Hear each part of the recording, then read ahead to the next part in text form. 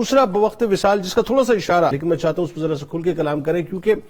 اپنے بیٹے کو جو آپ نے نصیحت فرمائی ہے اور جو وصیت فرمائی ہے وہ بڑی اہم ترین وصیت ہے صاحب، کہ کیا اسٹیچر ہے آپ کا، کیا مقام مرتبہ ہے مدینہ پاک میں، ظاہر عالم اسلام میں،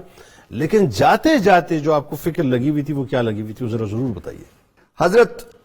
قاسم بن محمد اپنے بیٹے کو جو وصیت اور نصیحت فرماتے، دو چیزیں علیحدہ علیحدہ، اپنے معاملات کے بارے میں جو بات ہوئی وہ وصیت ہوئی، اور جو اس کو تلقین کی وہ نصیحت ہوئی۔ واہ۔ تو فرمایا کہ میری وفات کے بعد مجھے اسی میں دفن کرنا جس میں میں نماز پڑھتا ہوں، اور پھر سب سے اہم ترین بات وہ لباس جو وہ نماز میں استعمال کرتے تھے، اللہ کے حضور حاضر ہوتے تھے ان کی، تو بلکہ میرے خیال ہے ان کی بیٹی نے یہ بھی کہا تھا نا کہ میں آپ کے لیے نیا کفن لے آؤں، اس کو بتائیے وہ ذرا وہ کیا ہوا تھا۔ تو کہنے لگے کہ بیٹے نے کہا عبدالرحمن نے کہ میں آپ کے لیے خوبصورت نیا کفن لاؤں گا جس میں اتنے اتنے کپڑے ہوں گے۔ تو فرمایا میں اپنے دادا جان حضرت ابو بکر صدیق کی سنت پہ جانا چاہتا ہوں۔ وہ بھی ایسے گئے تھے اور وہ بھی یہی کہتے تھے کہ فوت شدہ سے زندہ کو لباس کی زیادہ ضرورت ہوتی ہے، نہیں اللہ